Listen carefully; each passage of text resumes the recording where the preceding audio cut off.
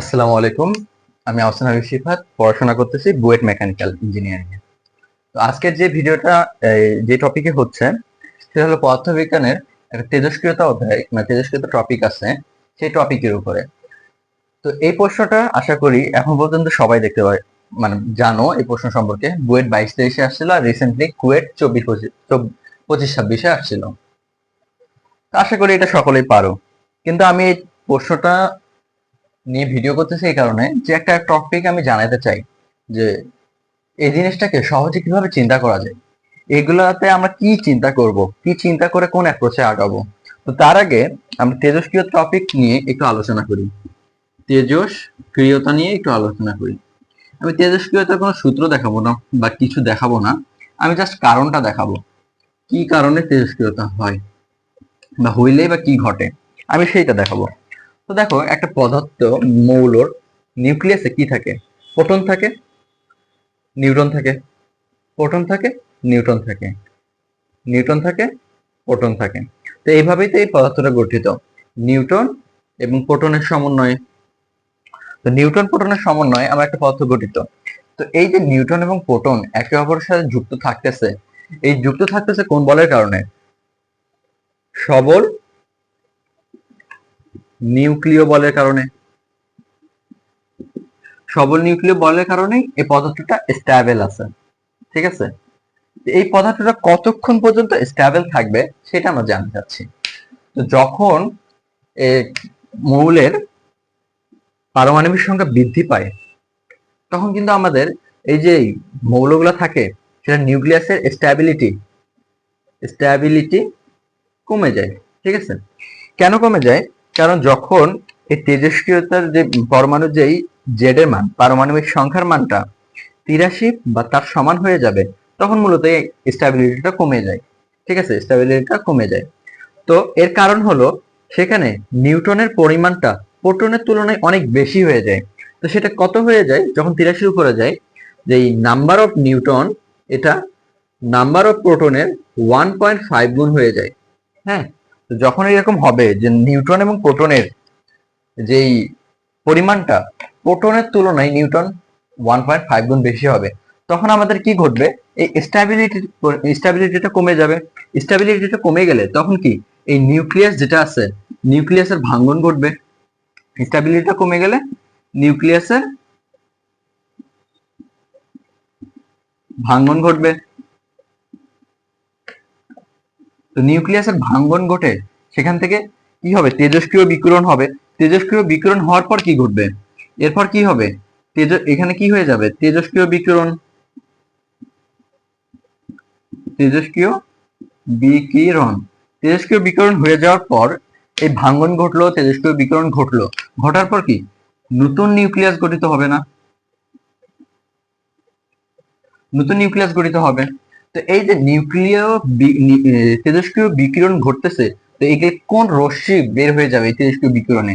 আমরা কি alpha, beta এবং গামা, এগুলোকে তেজস্ক্রিয় বিকিরণ হিসেবে জানি। তো এরা বিকিরণ হওয়ার মাধ্যমে আমার নিউক্লিয়াসের ভাঙ্গন হচ্ছে, হয়ে নতুন নিউক্লিয়াস তৈরি হচ্ছে। পুরাতন নিউক্লিয়াস থেকে ভেঙে নতুন নিউক্লিয়াস তৈরি হচ্ছে। তো মূলত কারণ কি? সবল নিউক্লিয় বলটা আনস্টেবল হয়ে যায় কখন? যখন পারমাণবিক সংখ্যাটা 83-র বেশি হয়ে যায়। তখন কি ঘটে? নিউটনের সংখ্যা প্রোটনের তুলনায় 1.5 গুণ বেশি হয়ে যায়। হ্যাঁ, মানে নিউটনের সংখ্যাটা অনেক বেশি হয়ে যায়। তখন কি? নিউক্লিয়াসের ভাঙ্গন শুরু হয়ে যায়, তেজস্ক্রিয় বিকিরণ আকারে আলফা, বিটা, গামা বের হয়ে যায়, যার ফলে তেজস্ক্রিয় ভাঙ্গন হয়, নতুন নিউক্লিয়াস গঠন করে। তাহলে এখানে আমাদের জানার জিনিস, নিড টু নো, এত কথা কেন বললাম? একটা কারণেই বললাম, যে একমাত্র তেজস্ক্রিয়তা হলেই আমার নিউক্লিয়াসের ভাঙ্গন ঘটতেছে, সে নিজেকে চেঞ্জ করতেছে। তেজস্ক্রিয়তা না হলে কিন্তু সে নিজেকে চেঞ্জ করবে না, তাই না? তো এইটাই আমি বলতে চাচ্ছি, যে আমরা লক্ষ্য করব, কি লক্ষ্য করব? যে এটা তেজস্ক্রিয় কে, তেজস্ক্রিয়, যে তেজস্ক্রিয়, কে তেজস্ক্রিয়, এটা লক্ষ্য করব। যে তেজস্ক্রিয় তার ভাঙ্গন ঘটবে, সে ভেঙে কি নতুন নিউক্লিয়াস গঠন করবে, নতুন নিউক্লিয়াস গঠন করবে। তার বাকি যারা তেজস্ক্রিয় না, তারা কি ভাঙবে? তারা তো ভাঙবে না। তাদের নিউক্লিয়াস যে আছে, নিউক্লিয়াস তারা তো স্টেবল। তো তাদের নিউক্লিয়াস স্টেবল হলে কি তারা ভাঙবে? ভাঙবে না। তার মানে কি, আমরা কি মনে রাখবো? কে তেজস্ক্রিয় এটা মনে রাখবো, তার জন্য আমরা হিসাব কিতাব করব। তাহলে চলো এখন আমরা প্রশ্নটা সলভ করি। এখন আমাদের প্রশ্নটা কিন্তু ইজি হয়ে যাবে।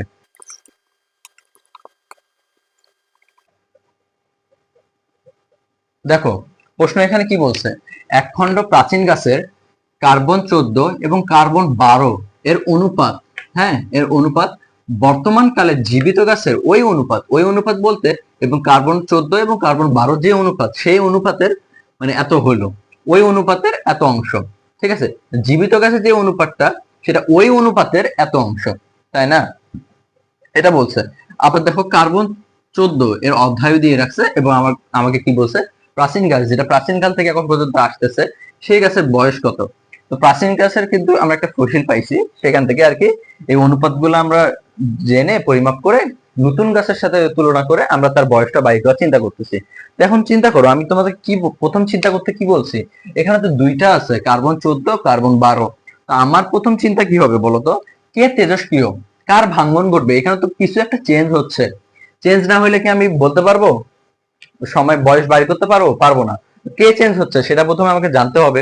তো আমরা সেটা জানার জন্য আমি কি কি চিন্তা করব, কে তেজস্ক্রিয়, কার্বন 14 না কার্বন 12? কার্বন 12 তো তেজস্ক্রিয় হবে না, আমরা কি জানি কার্বন 14 তেজস্ক্রিয়, কার্বন 14 পরিবর্তন হয়। আবার দেখো তো এখানে কার্বন 14 অধ্যায় দিয়ে রাখছে, কার্বন 14টা তেজস্ক্রিয় বলেই তো সেটা ক্ষয় হয়ে হয়ে অর্ধেক হইতে পারতেছে। তাহলে আমার কার্বন 14টা তেজস্ক্রিয়। তো আমি কি জানলাম কার্বন 14 তেজস্ক্রিয়, তাহলে কার পরিবর্তন ঘটবে, এর পরিবর্তন ঘটবে, এর কোনো পরিবর্তন ঘটবে না, কার্বন 12 কোনো পরিবর্তন ঘটবে। যখন আমি প্রাচীন কালে ছিলাম তখন কি ওই গাছটা বর্তমান ছিল না, তো প্রাচীন কালে যখন ওর কোনো কিছু ভাঙ্গা শুরু হয়নি, তেজস্ক্রিয় শুরু এখন আর কি ক্রিয়া করা শুরু করে নাই, তখন কি জাস্ট উপস্থিত ছিল, তখন কি ওই গাছটা জীবিতর মতো ছিল না। তো জীবিত গাছে তো সম্পূর্ণ পরিমাণ তেজস্ক্রিয় পরিমাণ গুলো থাকবে। তো প্রথমে আমরা জীবিতটা লিখি, সেখান থেকে তো পরিবর্তন ঘটে ক্ষয় হয়ে সেটা কি প্রাচীন হয়ে গেছে না, বলতো? সেটা তো প্রাচীন হয়ে গেছে। তাহলে জীবিত গাছে কি কার্বন 14 পরিমাণ কি সেম থাকবে না? কার্বন 14 কেবল উপস্থিত আছে এবং তার সাথে কি কার্বন 12 তো আছে। এখন কথা হলো কার্বন 14টা কি আমরা কি জানলাম, কার্বন 14 তেজস্ক্রিয়, তাই না? তো কার্বন 14 যে তেজস্ক্রিয় তার মানে ওর ভাঙ্গন ঘটবে, কার্বন 14টার পরিবর্তন ঘটবে। ধরলাম কার্বন 14 নতুন পরিমাণ কার্বন 14 প্রাইম, ঠিক আছে। এবং এ তো তেজস্ক্রিয় না, তেজস্ক্রিয় তো না, তার মানে কি এর পরিবর্তন ঘটবে, পরিবর্তন ঘটবে না, কার্বন 12 যে পরিমাণ ছিল সেই পরিমাণে থাকবে।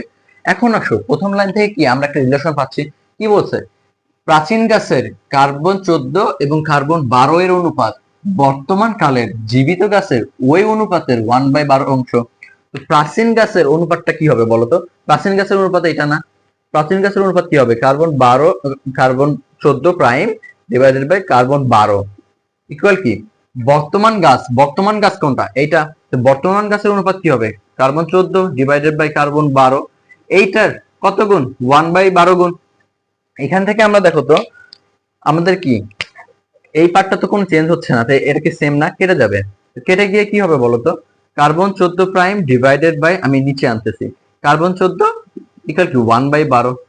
তো এই কার্বন 14 প্রাইমটা কি প্রাচীন গাছ মানে ভেঙ্গে যেটা বর্তমানে আছে সেটা না, আর নিচেরটা কি বলতো, আগে যেটা ছিল, তো ইনিশিয়ালি যেটা ছিল সেটাকে আমরা কি বলি এন নট, আর ভেঙ্গে যেটা তৈরি হয় সেটাকে বলি এন, এত অংশ। তাহলে বর্তমান কালে উপস্থিত যেটা আছে তার অংশ পাইলাম কি 1/12 অংশ।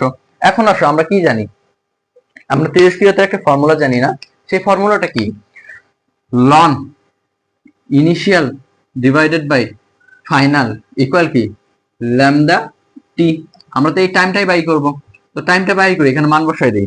যদি এন বাই এন নট এর মান যদি 1/12 হয়, তাহলে এন নট বাই এন এর মান কি কত হবে, লন 12 হবে না, 1/12 কে উল্টাই করে দিলে।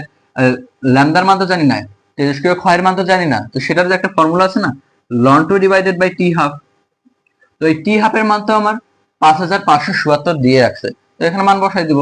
আর কি টাইম বাই করতেছি, তাহলে আমার টাইম কি হবে বলতো, টাইম ইকুয়াল লন 12 গুণন টি হাফের মান কত, টি হাফ তো গুণ হবে, তাহলে 5577 ডিভাইডেড বাই লন 2।